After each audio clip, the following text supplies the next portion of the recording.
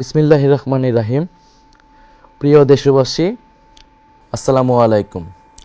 প্রিয় বিপ্লবী তরুণ সমাজ, আজকের এক ঐতিহাসিক মুহূর্তে আপনাদের উদ্দেশ্যে, দেশবাসীর উদ্দেশ্যে কিছু কথা বলতে চাই। জুলাই গণ অভ্যুত্থানের হাজারো রক্তত্যাগের পরবর্তী সময়ে আমরা একটি নির্বাচনের প্রাক্কালে রয়েছি। জুলাই গণ অভ্যুত্থানে সেই সময় বাংলাদেশের তরুণ সমাজ, বাংলাদেশের শ্রমিক, বাংলাদেশের আপামর সাধারণ মানুষ, প্রবাসে থাকা বাংলাদেশিরা এবং ফ্যাসিবাদ বিরোধী রাজনৈতিক কর্মীরা সকলে আমরা ঐক্যবদ্ধভাবে লড়াই করেছিলাম একটি নতুন বাংলাদেশের জন্য। আমাদের দাবিটি ছিল ফ্যাসিবাদী ব্যবস্থার বিলোপ এবং একটি নতুন রাজনৈতিক বন্দোবস্ত প্রতিষ্ঠা করা। ফ্যাসিবাদী ব্যবস্থার অর্থনীতি এবং রাজনীতির পরিবর্তন ঘটিয়ে এক নতুন গণতান্ত্রিক, অন্তর্ভুক্তিমূলক, ন্যায়ভিত্তিক এক রাষ্ট্র কাঠামো প্রতিষ্ঠা করা। বাংলাদেশ রাষ্ট্রের জন্মের পর গত ৫৫ বছরে যে রাজনৈতিক ও সামাজিক বন্দোবস্ত গড়ে উঠেছে তার মূল ভিত্তি ছিল বৈষম্য। এরই পরিণতিতে ২০২৪ সালের জুলাইয়ে পুরো কাঠামো ভেঙে পড়েছিল। এই বৈষম্য কেবল অর্থনৈতিক নয়, এটি রাজনৈতিক ক্ষমতা, সামাজিক মর্যাদা, আইনের প্রয়োগ এবং সুষম বন্টনের প্রতিটি স্তরে গভীরভাবে প্রথিত। রাষ্ট্র পরিচালনার দায়িত্বে যারা ছিল এবং ক্ষমতাসীনদের সংস্পর্শে পৌঁছাতে পেরেছে তারাই শুধু নিজেদের ভাগ্য বদলে নিয়েছে। বিপরীতে সাধারণ মানুষ, শ্রমজীবী শ্রেণী এবং প্রান্তিক জনগোষ্ঠী সর্বক্ষেত্রে বঞ্চিতই থেকে গিয়েছে। স্বাধীনতার পর রাষ্ট্রের মূল প্রতিশ্রুতি ছিল সাম্য, মানবিক মর্যাদা ও সামাজিক ন্যায় বিচার। কিন্তু বাস্তবে রাজনৈতিক আনুগত্যই হয়ে উঠেছে সামাজিক ও অর্থনৈতিক সাফল্যের প্রধান শর্ত। চাকরি, ব্যবসা, শিক্ষা, নিরাপত্তা এবং বিচার ব্যবস্থাতেও প্রভাবশালীদের জন্য অবৈধ ও বিশেষ সুযোগ তৈরি করা হয়েছে। ক্ষমতার কাছাকাছি থাকা রাজনীতিক, আমলা ও দুর্নীতিগ্রস্ত ব্যবসায়ীদের একটি চক্র রাষ্ট্রীয় সম্পদ, ব্যাংক ব্যবস্থা এবং উন্নয়ন প্রকল্পকে ব্যবহার করে নিজেদের সম্পদ বাড়িয়েছে, আর সাধারণ মানুষের জীবনের মৌলিক প্রয়োজন পূরণের সংগ্রামী ব্যস্ত থেকেছে। বাংলাদেশের উন্নয়ন পরিকল্পনা গড়ে উঠেছে রাজধানী ঢাকাকে কেন্দ্র করে। পরিকল্পিতভাবে এই মহানগর ও তার আশেপাশে বসবাসকারী ২ কোটি মানুষের চাহিদা পূরণের লক্ষ্যে বড় বড় সব অবকাঠামো, অর্থনৈতিক সুযোগ সুবিধা, শিক্ষা ও চিকিৎসা ব্যবস্থা গড়ে তোলা হয়েছে। আর এদের মাথার উপরে বসে রাজধানী কেন্দ্রিক একটি ছোট্ট ধনিক শ্রেণী তৈরি হয়েছে, যারা অসৎ উপায়ে রাষ্ট্রীয় সম্পদ নিজেদের মধ্যে ভাগাভাগি করে নিয়েছে। অথচ প্রকৃত উন্নয়ন হলে তা দেশের সব অঞ্চলে সমানভাবে বিস্তৃত হওয়ার কথা ছিল। গ্রাম, মফস্বল, শহর ও দেশের প্রান্তিক জনগোষ্ঠীর উন্নয়নের আকাঙ্ক্ষিত জনদাবি উপেক্ষিতই রয়ে গিয়েছে। এই বৈষম্যমূলক ব্যবস্থার বিরুদ্ধেই জুলাই বিপ্লব ছিল একটি গণবিদ্রোহ, যার লক্ষ্য ছিল পুরনো বন্দোবস্ত ভেঙে ন্যায়ভিত্তিক রাষ্ট্র কাঠামো প্রতিষ্ঠা করা। কিন্তু পুরনো ব্যবস্থার সুবিধাভোগীরা আবারও পূর্বেকার দুর্নীতিগ্রস্ত, বেইনসাফের বৈষম্যমূলক কাঠামো ফিরিয়ে আনতে পূর্ণ রাজনৈতিক শক্তি নিয়ে নির্বাচনের মাঠে নেমে পড়েছে। ফ্যাসিস্ট যুগে সংগঠিত গুম, খুন, নির্যাতন, মিথ্যা মামলা ও হামলার বিচার হবে। দীর্ঘ ১৫ বছর ফ্যাসিবাদী শাসনে খুনি হাসিনা গুম, হত্যা, বিনা বিচারে কারাবন্দী, হামলা, নির্যাতন, মিথ্যা মামলা করার ক্ষেত্রে পুরো রাষ্ট্রযন্ত্রকে ব্যবহার করেছে। এতে আওয়ামী লীগ ও তার ছাত্রলীগ সহ সকল অঙ্গ সংগঠন, police, RAB, BJP, DGFI, NSI এমন সকল সরকারি বাহিনী ও সংস্থাকে সক্রিয়ভাবে কাজে লাগিয়েছে। তার এই অপকর্মে ব্যবহৃত হয়েছে জনপ্রশাসন, বিচার বিভাগ, সশস্ত্র বাহিনী সহ রাষ্ট্রের সকল প্রতিষ্ঠান। ২৪-এর গণ অভ্যুত্থান ও জুলাই বিপ্লব সম্পন্ন হওয়ার পরে এর সবগুলোই ভেঙে পড়েছে। এতে নেতৃত্ব প্রদানকারী হোমরা চোমরাদের কিছু লোক পালিয়েছে, কিছু বিচারের আওতায় এসেছে, অনেককে আনার চেষ্টা করা হচ্ছে। বহু সামরিক, বেসামরিক আমলা ও বিচারক এখনও কর্মে নিয়োজিত রয়েছে। জুডিশিয়ারি, সিভিল সার্ভিস ও পুলিশ বিভাগের শীর্ষ নেতৃত্ব ভেঙে পড়লেও ডিফেন্স সার্ভিস এখনও অটুট রয়েছে। তবে হাজার হাজার খুনি, লুটেরা, অপরাধীদের সেনানিবাসে আশ্রয় নেওয়া, সেখান থেকে নিরাপদে দেশান্তরিত হওয়া, কর্মস্থল থেকে কিছু জেনারেলের পালিয়ে যাওয়া, অবসরপ্রাপ্তদের বহির্রাষ্ট্রে আশ্রয় নেওয়া ইত্যাদি আমাদের জন্য ছিল অনাকাঙ্ক্ষিত। আমরা স্পষ্ট ঘোষণা দিচ্ছি, বিভিন্ন বাহিনীর ভেতরে গুম, খুন, নির্যাতন, দুর্নীতি ও লুটপাটের সঙ্গে জড়িত লুকিয়ে থাকা সকল অপরাধীকে শনাক্ত করা হবে। তদন্ত ও বিচার প্রক্রিয়া সম্পন্ন করে প্রকৃত দায়ীদের বিচারের আওতায় এনে শাস্তি বিধান করা হবে। খুনি হাসিনাকে উৎখাত করার পর এই সকল অপরাধীকে গ্রেফতার ও আইনশৃঙ্খলা পরিস্থিতি নিয়ন্ত্রণের জন্য ম্যাজিস্ট্রেসি ক্ষমতা দিয়ে সারা দেশে সশস্ত্র বাহিনীকে নামানো হয়েছে। অপারেশন ডেভিল হান্ট শুরু হলেও অপরাধীদের শনাক্ত করা, অস্ত্র উদ্ধার, গ্রেফতারের মতো কোনো উল্লেখযোগ্য কাজ হয়নি। গুম বিষয়ক কমিশন ১,৮৫০টির বেশি অভিযোগ নিয়ে কাজ করেছে, কিন্তু দুঃখজনকভাবে নিরাপত্তা বাহিনীর ভেতরে লুকিয়ে থাকা ফ্যাসিবাদের দোসররা তথ্য ও আলামত নষ্ট করে তদন্ত ও বিচার প্রক্রিয়াকে বাধাগ্রস্ত করার চেষ্টা করছে। অন্তর্বর্তী সরকারের সঙ্গে বিভিন্ন ক্ষেত্রে এরা অসহযোগিতা করেই চলছে। আমাদের লড়াই হবে সেই নিপীড়নের ব্যবস্থা ও বিচারহীনতার সংস্কৃতি সমূলে উৎপাটন করা এবং আওয়ামী ফ্যাসিবাদের সকল প্রবণতা সমাজ থেকে মুছে ফেলা। ব্যাংক ও উন্নয়ন প্রকল্প লোপাটের অর্থ উদ্ধার ও বিচার আমাদের অন্যতম কর্তব্য। বিগত ফ্যাসিবাদী শাসনামলে বাংলাদেশ থেকে $234 বিলিয়ন বা প্রায় 30 লাখ কোটি টাকা লুটপাট করে বিদেশে পাচার করা হয়েছে। ডক্টর দেবপ্রিয় ভট্টাচার্যের নেতৃত্বে প্রণীত শ্বেতপত্র অনুযায়ী হাসিনা ও তার মদতপুষ্ট আওয়ামী ব্যবসায়ী ও আমলারা এই অর্থ বিদেশে সরিয়ে নিয়েছে, যা দেশের অর্থনীতির জন্য এক ভয়াবহ বিপর্যয় বয়ে এনেছে। অন্তর্বর্তীকালীন সরকার এই লুটপাটকৃত এই বিশাল অঙ্কের অর্থ উদ্ধারের চেষ্টা চালানোর কথা বললেও তাদের অবহেলা ও অজ্ঞতার কারণে এখন পর্যন্ত কোনো সাফল্য অর্জিত হয়নি। এর সঙ্গে যুক্ত ফ্যাসিবাদী যুগের সুবিধাভোগী কিছু শীর্ষ আমলা ও বিশেষজ্ঞরা অন্তর্ঘাতমূলক কাজ করায় এই বিপুল পরিমাণ রাষ্ট্রীয় সম্পদ পুনরুদ্ধার বিঘ্নিত হয়েছে। দেশবাসী যদি আমাদের সরকার গঠনের দায়িত্ব দেয়, তবে ফ্যাসিস্ট হাসিনা আমলে লুটপাট ও পাচার হওয়া অর্থ দেশে ফিরিয়ে আনার জন্য সব ধরনের আইনি পদক্ষেপ আমরা গ্রহণ করব। লুটপাট ও অর্থ পাচারের সঙ্গে যুক্ত ব্যক্তি বা গোষ্ঠীকে দায় মুক্তি দেওয়া হবে না। খুনি হাসিনার দোসর ব্যবসায়ী গোষ্ঠী, তাদের সুবিধাভোগী আমলা ও আত্মীয় স্বজনদের আইন ও বিচারের আওতায় আনা হবে। বিদেশে পাচারকৃত এদের যে অর্থ ইতিমধ্যে শনাক্ত হয়েছে তা বাংলাদেশের কর বিভাগের কাছে সংশ্লিষ্ট ব্যক্তিদের দেওয়ার হিসাব অন্তর্ভুক্ত করে জরিমানা সহ ট্যাক্স বসিয়ে দেশে থাকা তাদের সমুদয় সম্পদ বাজেয়াপ্ত করা হবে। একই সঙ্গে চিহ্নিত লুটপাটকারীদের জাতীয় শত্রু ঘোষণা করে এদের সম্পদও বাজেয়াপ্ত করে একটি পাবলিক ট্রাস্টের মালিকানায় নিয়ে নেওয়া হবে। আন্তর্জাতিক মানসম্পন্ন পেশাজীবীদের নিয়োগ দিয়ে দক্ষ ও স্বচ্ছ ম্যানেজমেন্ট কাঠামোর মাধ্যমে নবগঠিত এই সংস্থাটি পরিচালনা করা হবে। আমাদের লক্ষ্য খুবই স্পষ্ট: ঘুষ, দুর্নীতি ও রাষ্ট্রীয় সম্পদ লুটপাটের সংস্কৃতির অবসান ঘটিয়ে অর্থনৈতিক বৈষম্য বিলোপের মাধ্যমে ন্যায় বিচার প্রতিষ্ঠা করা এবং রাষ্ট্রের সম্পদ জনগণের কাছে ফিরিয়ে দেওয়া। পররাষ্ট্রনীতি নতজানু কূটনীতি থেকে স্বাধীন ও ভারসাম্যপূর্ণ বৈশ্বিক অবস্থান। আমরা আমাদের পররাষ্ট্রনীতি নিয়েও আমাদের পরিকল্পনা রয়েছে। আমরা নতজানু কূটনীতি থেকে স্বাধীন ও ভারসাম্যপূর্ণ বৈশ্বিক অবস্থানে যেতে চাই। খুনি হাসিনার আমলে বাংলাদেশ একটি নতজানু পররাষ্ট্রনীতির মধ্যে আবদ্ধ ছিল। দেশের কূটনৈতিক কার্যক্রম কার্যরত প্রতিবেশী দেশ ইন্ডিয়াকে কেন্দ্র করে আবর্তিত হতো। ফলে স্বাধীন, সার্বভৌম ও মর্যাদাপূর্ণ আন্তর্জাতিক সম্পর্কের ভিত্তি ভেঙে ফেলা হয়েছিল। 15 বছরের ফ্যাসিস্ট দুঃশাসন কায়েম করা ও জারি রাখার সফল পরিকল্পনা তা বাস্তবায়ন এবং পরিচালিত হতো পার্শ্ববর্তী দেশ থেকে। বাংলাদেশের সকল রাষ্ট্রীয় প্রতিষ্ঠানকে দুর্বল করে ফেলা, শাসন ব্যবস্থাকে গণবিরোধী করে তোলা এবং গণতান্ত্রিক ব্যবস্থাকে অকেজো করে দেওয়ার সকল আয়োজন করা হয়েছে ইন্ডিয়ার ইচ্ছা অনুযায়ী। বছরের পর বছর ধরে সীমান্তে নির্বিচারে গুলি করে ইন্ডিয়ার খুনে বাহিনী বিএসএফ শত শত বাংলাদেশি নাগরিককে হত্যা করলেও খুনি হাসিনার সরকার চুপ করে থেকেছে। ফ্যাসিবাদী যুগের স্বরাষ্ট্রমন্ত্রী, পররাষ্ট্রমন্ত্রী, সংশ্লিষ্ট সচিবগণ এবং বিজিবির মহাপরিচালক সহ বিভিন্ন পর্যায়ের অফিসাররা ইন্ডিয়ার এই অসভ্য মানবতাবিরোধী আচরণের পক্ষে সাফাই গিয়ে নিজ দেশের নাগরিকদের স্বার্থের বিরুদ্ধে কথা বলেছে। পৃথিবীর শত্রু ভাবাপন্ন যুদ্ধরত দেশের সীমান্ত এভাবে বেসামরিক নাগরিকদের গুলি করে খুন করার নজির নেই।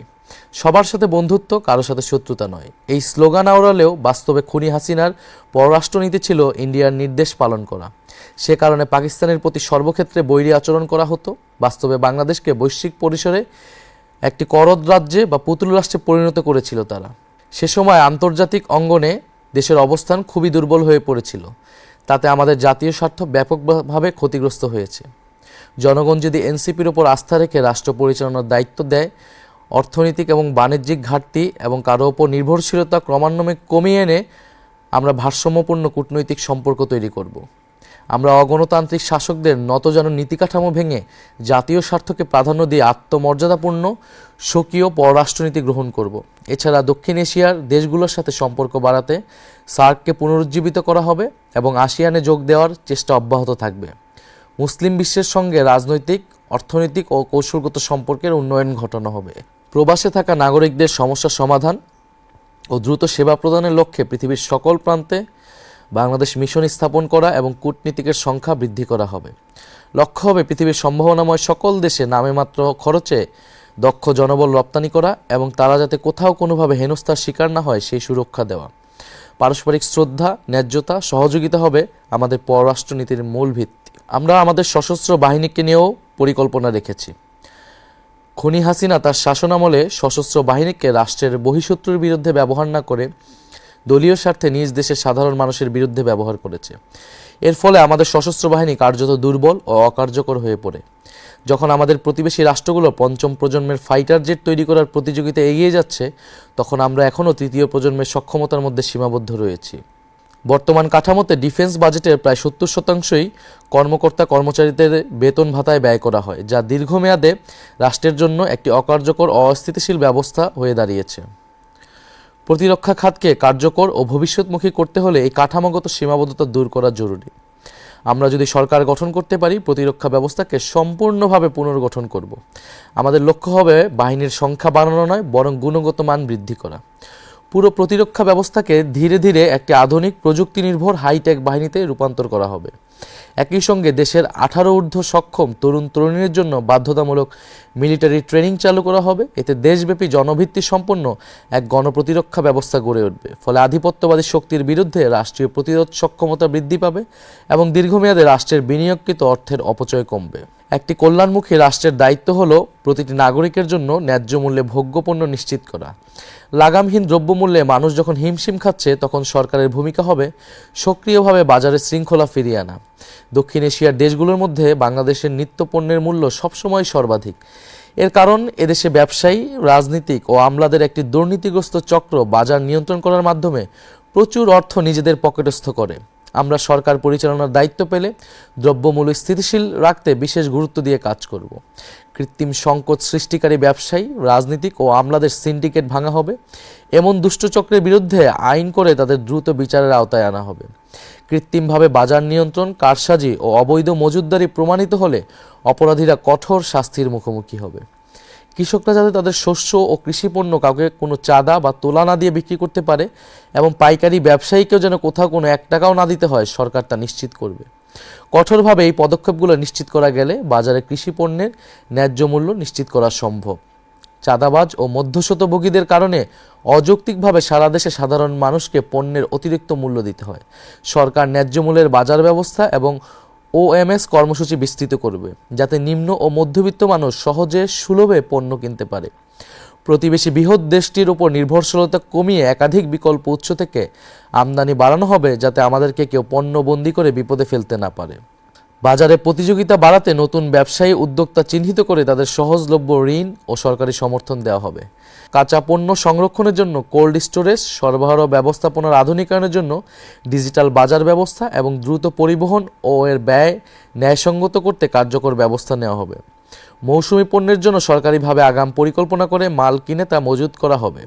আমাদের লক্ষ্য স্পষ্ট, একটি ন্যায্য, স্বচ্ছ ও জনবান্ধব বাজার ব্যবস্থা প্রতিষ্ঠা করা। বিগত স্বৈরাচারী সরকারের আমলে বাংলাদেশের পুলিশ বাহিনী কার্যত একটি দলীয় বাহিনীতে পরিণত হয়েছিল। তাদের অত্যাচার ও জুলুমের কারণে মানুষ আওয়ামী লীগ, ছাত্রলীগ ও যুবলীগের মতো পুলিশকেও পুলিশ লীগ নামে ডাকতে শুরু করেছিল। দেশে এমন পরিবার খুঁজে পাওয়া কঠিন যারা তখনকার পুলিশি নির্যাতনের শিকার হয়নি। জুলাই গণ অভ্যুত্থানেও পুলিশ ব্যাপক নৃশংসতা করেছে। আমরা সরকার গঠন করলে জুলাই বিপ্লবের সময় এবং এর পূর্বাপর 15 বছর ধরে যে সকল পুলিশ কর্মকর্তা ও সদস্য হত্যা, নির্যাতন, জুলুম, মিথ্যা মামলা, দস্যুবৃত্তি করে অর্থ লোপাট ও ঘুষ দুর্নীতির সঙ্গে সম্পৃক্ত ছিল, তাদের প্রত্যেককেই বিচারের আওতায় আনা হবে। এমন সকল বিচার সম্পন্ন করার পাশাপাশি বাংলাদেশ পুলিশকে খোলনালচে বদলে পুনর্গঠন করা হবে। দেশ ও জনগণের সেবা হবে পুলিশের একমাত্র মন্ত্র। আইন শৃঙ্খলায় রক্ষায় দলীয় সংকীর্ণ মনোভাবের সংস্কৃতিকে কবর দিয়ে বাহিনীকে জননিরাপত্তার বিশ্বস্ত সহযোগী হিসেবে গড়ে তোলা হবে।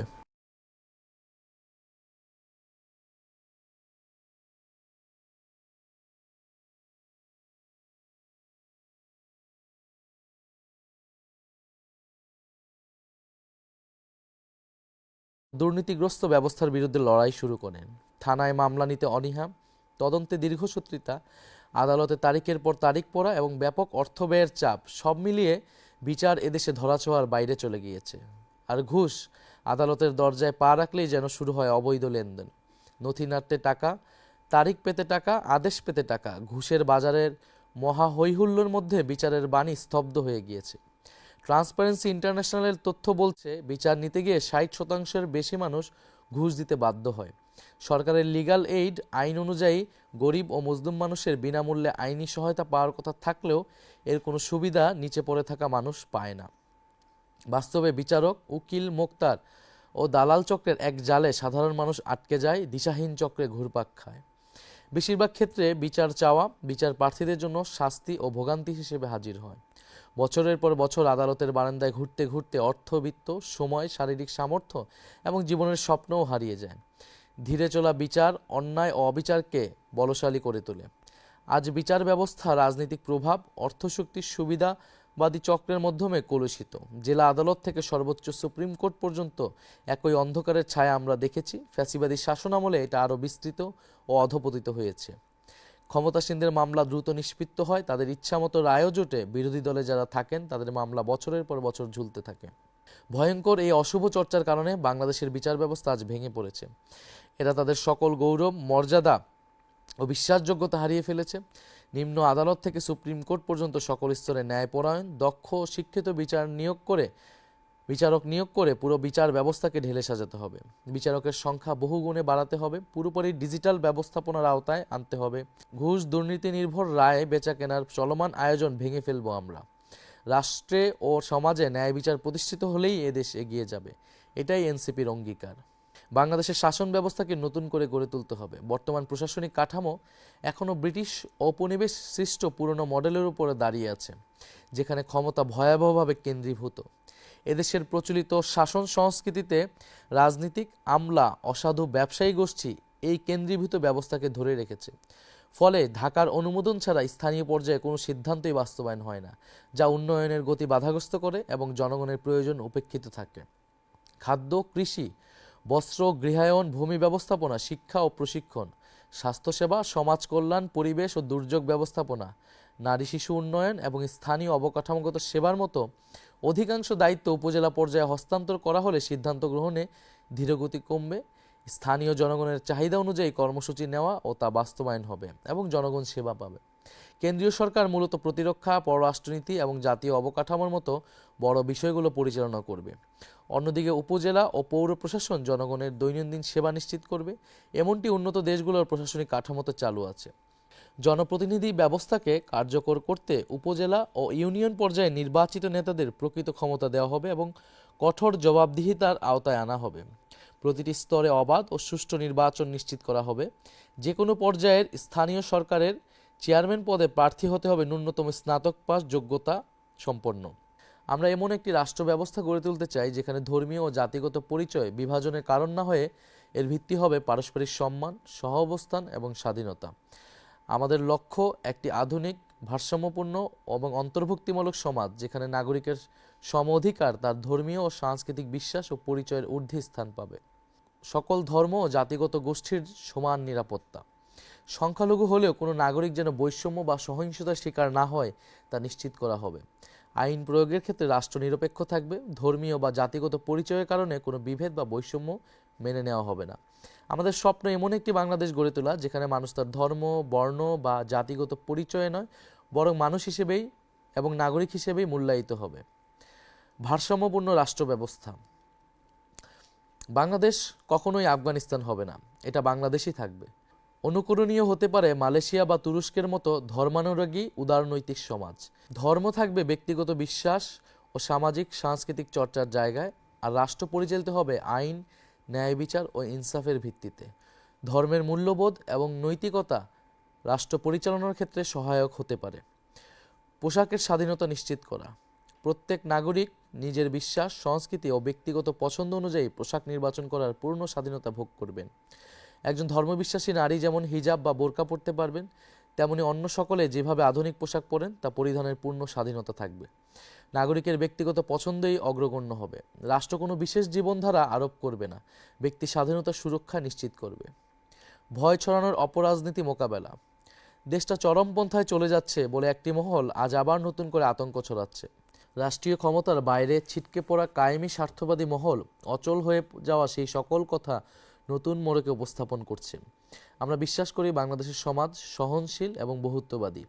ঘৃণাবিরোধী নীতি ও সামাজিক সম্প্রীতি, ধর্মীয় বিদ্বেষ, জাতিগত ঘৃণা বা উস্কানিমূলক প্রচারণার বিরুদ্ধে কার্যকর আইনি ও সামাজিক উদ্যোগ নেওয়া হবে।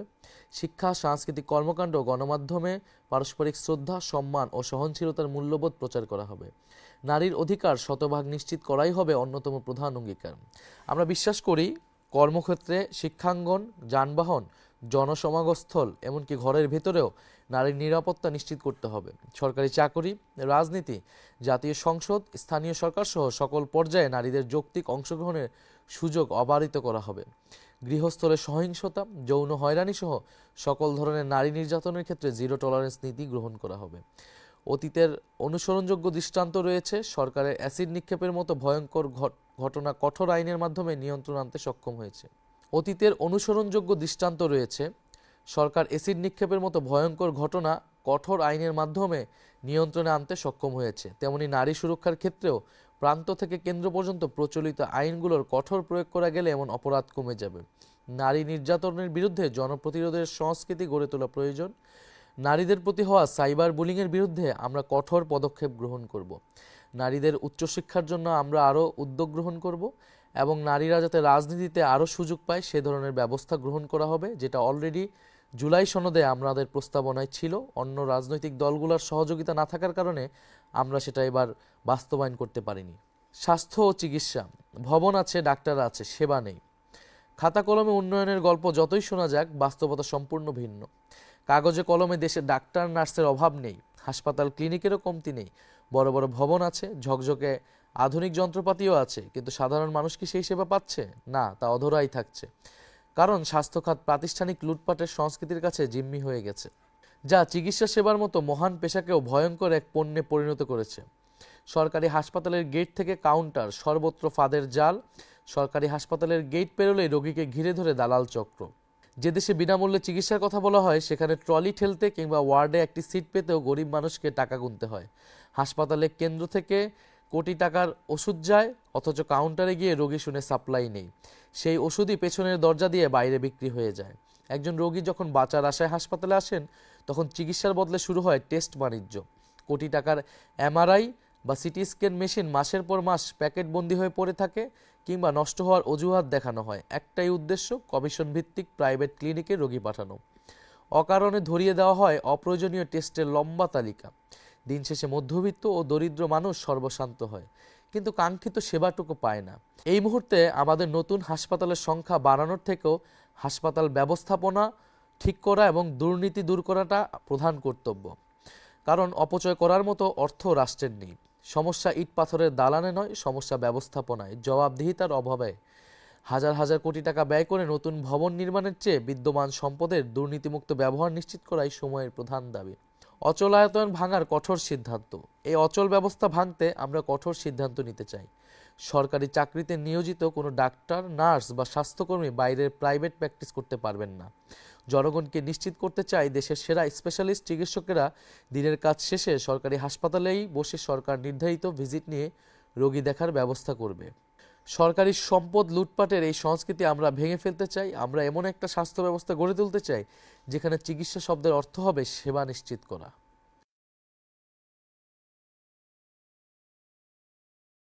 ছাড়া মানসম্পন্ন শিক্ষা অসম্ভব। বাংলাদেশে প্রায় প্রতিটি খাতেই সংস্কার প্রয়োজন, তবে যে খাতের সংকট আমাদের জাতির জন্য সবচেয়ে প্রকট সেটি হলো শিক্ষা খাত। স্বাধীনতার পর থেকেই এই খাত চরমভাবে উপেক্ষিত। শিক্ষায় অনিয়ম ও দুর্নীতির করাল গ্রাসে আজ আমাদের পুরো জ্ঞান অর্জন ব্যবস্থা বিপর্যস্ত। স্বাধীনতার পর থেকে ক্ষমতাসীনরা শিক্ষার উন্নয়ন বলতে মূলত নতুন অবকাঠামো নির্মাণকেই বুঝিয়েছে। বাজেটের পর বাজেট পাশ হয়েছে, স্কুল, কলেজ ও বিশ্ববিদ্যালয়ের স্থাপনার সংখ্যা বাড়ানোর পিছনে মূল প্রণোদনা ছিল দুর্নীতি করে অর্থবিত্ত বাড়ানো। অবকাঠামো নির্মাণ থেকে শুরু করে রক্ষণাবেক্ষণ, সব জায়গায় একই চিত্র। হাজার হাজার শিক্ষক নিয়োগ দেওয়া হয়েছে, যাদের বড় অংশ সুপারিশ, তদবির ও নিয়োগ বাণিজ্যের মাধ্যমে নির্বাচিত হয়। আজ আমাদের শিক্ষা অঙ্গনের দিকে তাকালেই শিক্ষার মানের ভয়াবহ অধপতন ছাড়া আর কিছুই দেখা যায় না। এটি একদিনে হয়নি। যুগের পর যুগ রাজনৈতিক প্রভাব ও স্থানীয় সুবিধাবাদী গোষ্ঠীর দুর্নীতির ফলে দেশের শিক্ষা প্রতিষ্ঠানগুলো দুর্বৃত্তায়নের কেন্দ্রে পরিণত হয়েছে। প্রাথমিক বিদ্যালয় থেকে সরকারি স্কুল, কলেজ, বিশ্ববিদ্যালয়, কারিগরি শিক্ষা প্রতিষ্ঠান, ডিপ্লোমা ইঞ্জিনিয়ারিং কলেজ কিংবা জাতীয় বিশ্ববিদ্যালয়, সবখানেই একই সংকট। শিক্ষকরা শিক্ষাদানে অনাগ্রহী। তারা নানা ধরনের অনিয়মে ব্যস্ত, কোচিং বাণিজ্যকে তারা মূল পেশায় পরিণত করেছে। সকল স্তরের শিক্ষকরা দলীয় রাজনৈতিক স্বার্থ ও পক্ষে বিভক্ত হয়ে এমন অপকর্মে সময় নষ্ট করেন। গবেষণা ও শিক্ষার মান উন্নয়ন এখন আর তাদের লক্ষ্য নয়, বরং ক্ষমতাসীনদের আস্থাভাজন হওয়ার প্রতিযোগিতাই তাদের অগ্রাধিকার। এই পরিস্থিতিতে আমাদের লক্ষ্য আরও বেশি সংখ্যায় ভবন ও অবকাঠামো গড়ে তোলা নয়, বরং একটি কার্যকর এবং জবাবদিহিমূলক শিক্ষা ব্যবস্থা প্রতিষ্ঠা করা। শিক্ষকদের দক্ষ, যোগ্য এবং দায়িত্ব সম্পর্কে সচেতন হতে হবে। শিক্ষকদের বেতন, ভাতা ও সুবিধা বৃদ্ধি করে একে মর্যাদাপূর্ণ পেশায় পরিণত করা হবে। তবে একই সঙ্গে তাদেরকে কঠোর তদারকির আওতায় নিয়ে আসা হবে। দায়িত্বশীল ও যোগ্য শিক্ষকদের পুরস্কৃত করা হবে, আর দায়িত্বে অবহেলাকারীদের তাৎক্ষণিক চাকরিচ্যুতির ব্যবস্থা প্রবর্তন করা হবে। আমাদের নতুন বন্দোবস্তে এমন এক শিক্ষা সংস্কার হবে যেখানে উন্নয়ন মানে নতুন ভবন ও অবকাঠামো বাড়ানো নয়, বরং বিদ্যমান শিক্ষা প্রতিষ্ঠানগুলোকে সত্যিকার অর্থে মানসম্মত শিক্ষা প্রদানের কেন্দ্র হিসেবে গড়ে তোলা। শিক্ষা ব্যবস্থার গুরুত্বপূর্ণ একটি অংশ হচ্ছে মাদ্রাসা ব্যবস্থা। আমরা কওমি এবং আলিয়া উভয় প্রকার মাদ্রাসা ব্যবস্থার আধুনিকায়ন এবং সেটাকে আরও সামনের দিকে যাতে এগিয়ে যেতে পারে সেই ধরনের ব্যবস্থা আমরা গ্রহণ করব। কৃষি উন্নয়ন, কৃষকের ন্যায্য অধিকার নিশ্চিত করে খাদ্য নিরাপত্তার নতুন ভিত্তি, সার, বীজ সহ বিভিন্ন কৃষি উপকরণ বিতরণ ব্যবস্থা সরকার নিয়ন্ত্রণ করে। কিন্তু স্থানীয় পর্যায়ের লুটেরা গোষ্ঠীর কারণে এসব উপকরণ অনেক সময় প্রকৃত ও প্রান্তিক কৃষকের কাছে পৌঁছায় না। আমরা নিশ্চিত করব যাতে কোনো সিন্ডিকেট বা লুটেরা গোষ্ঠী সার ও বীজ বাজারজাতকরণের কর্তৃত্ব নিজেদের হাতে নিয়ে কৃষকদের কাছ থেকে অধিক মূল্য আদায় করতে না পারে। বাংলাদেশি কৃষকদের জন্য কৃষি ঋণের ব্যবস্থা রয়েছে। এক্ষেত্রে বিশেষায়িত বাংলাদেশ কৃষি ব্যাংক ও রাজশাহী কৃষি উন্নয়ন ব্যাংকের মতো দুইটি সরকারি প্রতিষ্ঠানও রয়েছে। কিন্তু অত্যন্ত দুঃখজনক বাস্তবতা হলো অনেক ক্ষেত্রেই প্রকৃত কৃষক কৃষানীদের কাছে এই ঋণ পৌঁছায় না। কৃষি ঋণ নিতে গেলে জমির দলিল, আইডি কার্ড ও নানা কাগজপত্রের নামে কৃষকদের হয়রানির শিকার হতে হয়। ঋণের অর্থ পেতে কর্মকর্তাদের ঘুষ দিতে বাধ্য করা হয়। এই জটিলতা ও অনিয়মের কারণে প্রকৃত কৃষক সমাজ কৃষি ঋণ থেকে বঞ্চিত হয়ে পড়ে। এনসিপি সরকার গঠনের সুযোগ পেলে অথবা সরকারের অংশীদার হলে ঋণ প্রক্রিয়ায় কাগজপত্রের নামে সব ধরনের হয়রানি ও অনিয়ম বন্ধ করা হবে। কৃষি ঋণ সহজলভ্য করা হবে ইনশাল্লাহ। এদেশের কৃষকরাই সবচেয়ে বেশি অবহেলিত। তারা নিজেদের উৎপাদিত ফসলের ন্যায্য মূল্য পাচ্ছেন না। বাজারে যখন 1 কেজি সবজির দাম আকাশ ছোঁয়া, তখন মাঠ পর্যায়ে কৃষক সেই একই পণ্য বিক্রি করছেন পানির দরে। সারের দাম বৃদ্ধি, কৃষকের মজুরি এবং হাড় ভাঙা পরিশ্রমের পরে লাভের বদলে তাদের ঘাড়ে ঋণের বোঝা চাপে। অনেক ক্ষেত্রে হতাশায় আক্রান্ত কৃষক কখনো কখনো নিজের ফসল নষ্ট করে ফেলতে বাধ্য হন। এটি শুধু ফসলের অপচয় নয়, এটি আমাদের জাতীয় অর্থনীতির জন্য লজ্জাজনক বাস্তবতায় পরিণত হয়েছে। অন্যদিকে সাধারণ মধ্যবিত্ত ও নিম্নবিত্ত মানুষের জন্য নিত্যপণ্য কেনা দিন দিন কঠিন হয়ে উঠছে। এই অতিরিক্ত অর্থ কৃষক পাচ্ছেন না। মাঝপথ নিয়ন্ত্রণকারী অসাধু সিন্ডিকেট বাজার নিয়ন্ত্রণ করছে। এই বাজার নিয়ন্ত্রণ করছে। একদিকে কৃষক ন্যায্য মূল্য থেকে বঞ্চিত, অন্যদিকে ভোক্তাকে উচ্চ মূল্যে চাপ সহ্য করতে হচ্ছে। আর মাঝখানে মধ্যস্বত্বভোগীরা, রাজনৈতিক টাউট, চাঁদাবাজ, সন্ত্রাসী ও আইনশৃঙ্খলা বাহিনীর অসৎ সদস্যরা মুনাফা লুটছে। এই চক্র কৃত্রিম সংকট তৈরি করে বাজারকে জিম্মি করেছে। মূল সমস্যা ত্রুটিপূর্ণ বিতরণ ব্যবস্থা। সরাসরি বাজারজাতকরণের সুযোগ না থাকায় কৃষকরা এই ব্যবস্থার হাতে বন্দী। প্রান্তের ক্ষেত থেকে কেন্দ্রের বাজার পর্যন্ত দখল করে থাকা এই দুর্নীতির শৃঙ্খল ভেঙে ফেলা হবে। বিদ্যুৎ ও জ্বালানি খাতে রাষ্ট্রীয় সম্পদ লুণ্ঠনের মহা উৎসব। আপনারা জানেন, গত বছর খুনি হাসিনার কুখ্যাত দায়মুক্তি আইন বাতিল করা হয়েছে। কিন্তু দুর্ভাগ্যজনক বাস্তবতা হলো, আইন বাতিল হলেও সেই আইনের অধীনে করা দাসত্বের চুক্তিগুলো এখনও আমাদের অর্থনীতি ও জনগণের রক্ত চুষে যাচ্ছে। এখনও এই লুটেরাদের হাতে বছরে $5 বিলিয়ন অর্থাৎ 63,000 কোটি টাকা তুলে দিতে হচ্ছে। খুনি হাসিনা সরকার চুক্তিগুলো এমনভাবে সাজিয়েছিল যেন বিদ্যুৎ উৎপাদন না করলেও তার সমর্থক গোষ্ঠীর পকেট ভরতে থাকে। গত 18 মাসে আমলাতান্ত্রিক জটিলতা ও আইনি মারপ্যাচের কারণে সেই চক্র ভাঙা সম্ভব হয়নি। বছরের পর বছর দেশবিরোধী নীতি, অস্বচ্ছ চুক্তি এবং প্রাতিষ্ঠানিক দুর্নীতি বিদ্যুৎ ও জ্বালানি খাতকে জনগণের উপর বোঝায় পরিণত করেছে। বিদ্যুৎ উৎপাদন না করলেও এই বাটপারদের টাকা দিতে হচ্ছে রাষ্ট্রকে। লুটপাটের এই ব্যবস্থাকে ভদ্র ভাষায় বলা হয় ক্যাপাসিটি চার্জ। দেশ বিদ্যুৎ না কিনলেও কোটি কোটি টাকা পরিশোধ করছে। আমরা স্পষ্টভাবে বলতে চাই, জনগণের ট্যাক্সের টাকায় অনুৎপাদিত ও অব্যবহৃত বিদ্যুতের জন্য এই সকল দেশবিরোধী কোম্পানিকে আর কোনো অর্থ দেওয়া হবে না। জনগণের স্বার্থবিরোধী সব অসম চুক্তির পুনর্মূল্যায়ন করা হবে। গ্যাস ও বিদ্যুৎ খাতে অবৈধ সংযোগ বন্ধ করা সহ জরুরি পদক্ষেপ নিয়ে সিস্টেম লস কমানো হবে। আমাদের বঙ্গোপসাগরে তেল গ্যাস উত্তোলনের নামে বছরের পর বছর নাটক হয়েছে।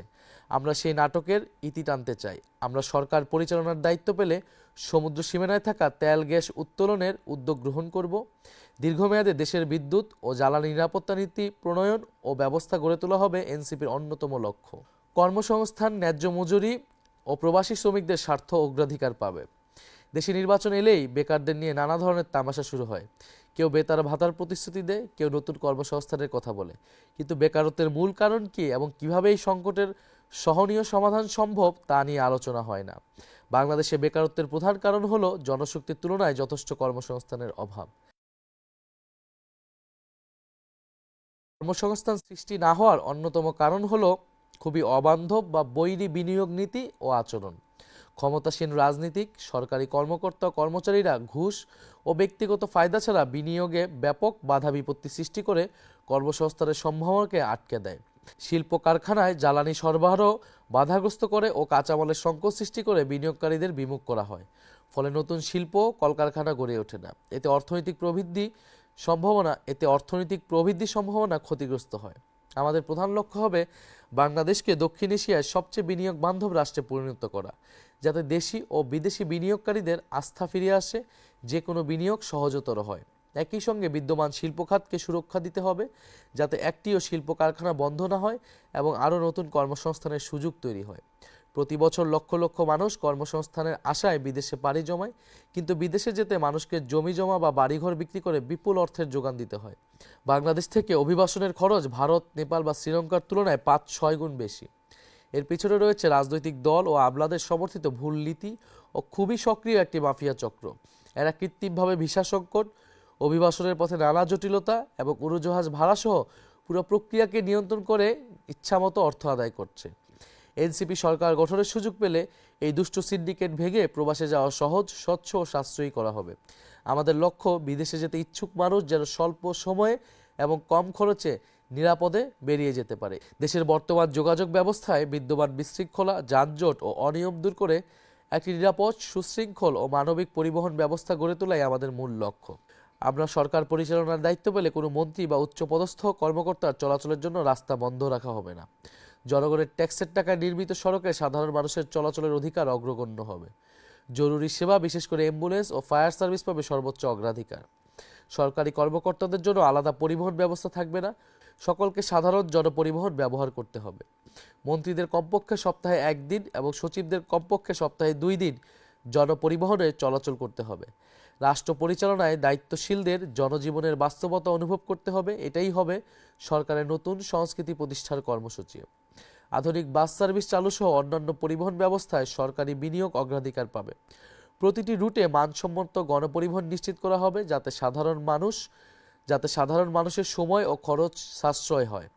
ছাত্রছাত্রী ও প্রতিবন্ধী ও প্রবীণ নাগরিকদের জন্য পরিবহনে বিশেষ ছাড় এবং সংরক্ষিত আসনের ব্যবস্থা কঠোরভাবে নিশ্চিত করা হবে। যান্ত্রিক ত্রুটিযুক্ত যানবাহন রাস্তা থেকে অপসারণ করা এবং স্বচ্ছ ও দুর্নীতিমুক্ত প্রক্রিয়ায় ড্রাইভিং লাইসেন্স প্রদান করা হবে।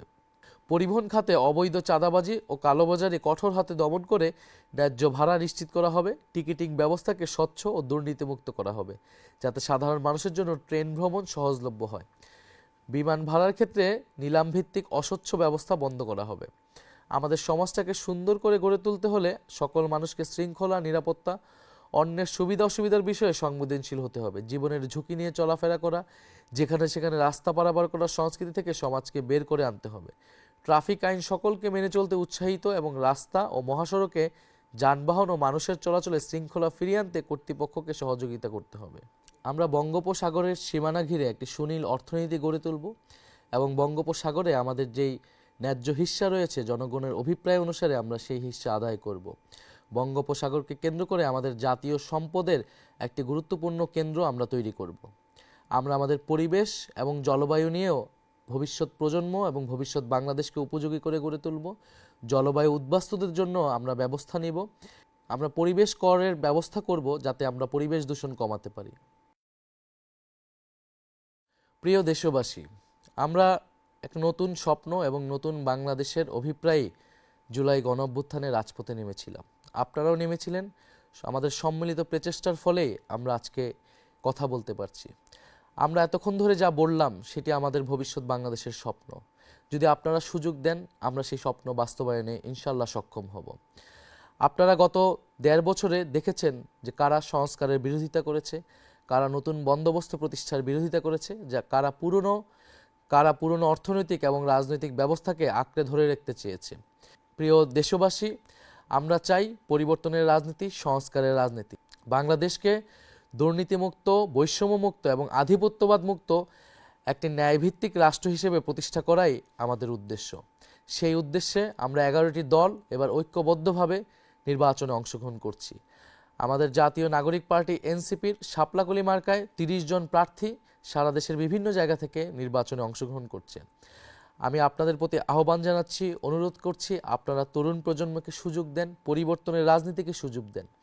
আগামী ১২ই ফেব্রুয়ারি আপনাদের কাছে সুযোগ এসেছে, আপনারা বেছে নেবেন পরিবর্তনের রাজনীতি নাকি পুরনো রাজনীতি। আমরা বিশ্বাস করি বাংলাদেশের মানুষ আপনারা পরিবর্তন চান, সংস্কার চান। গত ১.৫ বছরে আমরা অনেক কিছুই অর্জন করতে পারিনি। সেই হতাশা, সেই ক্ষোভ আমাদের আছে। আমাদের অনভিজ্ঞতা, আমাদের সীমাবদ্ধতা আমরা সব কিছুই স্বীকার করে নিচ্ছি। সব কিছু স্বীকার করে নিয়েই আমরা আপনাদের কাছে আরেকটিবার সুযোগ চাচ্ছি। এবারে নির্বাচনে আপনারা জাতীয় নাগরিক পার্টি এনসিপি এবং ১১ দলীয় জোটকে সমর্থন করুন। ১১ দলীয় জোট আগামী নির্বাচনে জয়লাভ করলে আমরা যেই পরিবর্তনের বাংলাদেশ, যে ইনসাফের বাংলাদেশের কথা আমরা বললাম, সেই বাংলাদেশ আমরা প্রতিষ্ঠা করতে পারব। আমাদের ভাই শরীফ ওসমান হাদি এরকম একটি বাংলাদেশের স্বপ্ন দেখেছিলেন, তাকে করুণভাবে শাহাদাত বরণ করতে হয়েছে। আমরা নিশ্চয়ই সেই শরীফ ওসমান হাদি হত্যার বিচার নিশ্চিত করব, জুলাইয়ের খুনিদের আমরা বিচার নিশ্চিত করব এবং অবশ্যই আগামী নির্বাচনের সাথে গণভোট অনুষ্ঠিত হতে যাচ্ছে, আপনারা জানেন। সেই গণভোটে আপনারা অবশ্যই হ্যাঁ এর পক্ষে ভোট প্রদান করবেন। হ্যাঁ এর পক্ষে ভোট প্রদানের মাধ্যমে বাংলাদেশের সংস্কারের ধারাকে আপনারা অব্যাহত রাখবেন। আগামী ১২ই ফেব্রুয়ারি এদেশের তরুণ সমাজকে আবারও দায়িত্ব নিতে হবে, কারণ আমরা মনে করি যদি ১২ই ফেব্রুয়ারি ব্যর্থ হয়, ১২ই ফেব্রুয়ারি যদি সুষ্ঠু নির্বাচন না হয়, তাহলে ৫ই আগস্টের বিপ্লব ব্যর্থ হবে। ফলে ৫ই আগস্টকে সফল করতে হলে, ৫ই আগস্টের অর্জনকে এবং আকাঙ্ক্ষাকে এগিয়ে নিয়ে যেতে হলে আমাদেরকে ১২ই ফেব্রুয়ারি একটি সুষ্ঠু নির্বাচনের আয়োজনে সক্ষম হতে হবে। সুষ্ঠু নির্বাচনের কোনো বিকল্প নেই। ফলে বাংলাদেশের তরুণ সমাজ, বাংলাদেশের নারীরা, বাংলাদেশের আপামর সাধারণ মানুষ, আপনাদের সকলের কাছে আমি আহ্বান জানাচ্ছি ১২ই ফেব্রুয়ারি আপনারা সকাল সকাল ভোট কেন্দ্রে আসবেন। আপনাদের ভোটাধিকার রক্ষার জন্য, গণতন্ত্র পুনঃপ্রতিষ্ঠার জন্য, ইনসাফ প্রতিষ্ঠার জন্য আমরা ভোট কেন্দ্রে থাকব। আমরা আপনাদেরকে কথা দিচ্ছি, আপনাদের ভোটাধিকার কেউই হরণ করতে পারবে না। ইনশাল্লাহ আগামী ১২ই ফেব্রুয়ারি পরে আমরা একটি নতুন বাংলাদেশ পাব। জুলাই গণঅভ্যুত্থানের ধারাবাহিকতায় এই নির্বাচন, এটা যাতে আমরা ভুলে না যাই। জুলাই গণঅভ্যুত্থানের আমাদের হাজারো ভাই বোনদের আত্মত্যাগ, শহীদ পরিবারদের আকুতি, আমাদের আহত যোদ্ধাদের যে বেদনা, এই সব কিছুকে মাথায় রেখে আমরা যাতে ১২ই ফেব্রুয়ারি নির্বাচনে সবাই মিলে অংশগ্রহণ করি। আপনারা আমাদেরকে ভোট দিবেন, আমরা আপনাদের জন্য কাজ করব। ইনশাল্লাহ সবাই মিলে আমরা নতুন বাংলাদেশ গড়ার কাজে এগিয়ে যাব। আসসালামু আলাইকুম।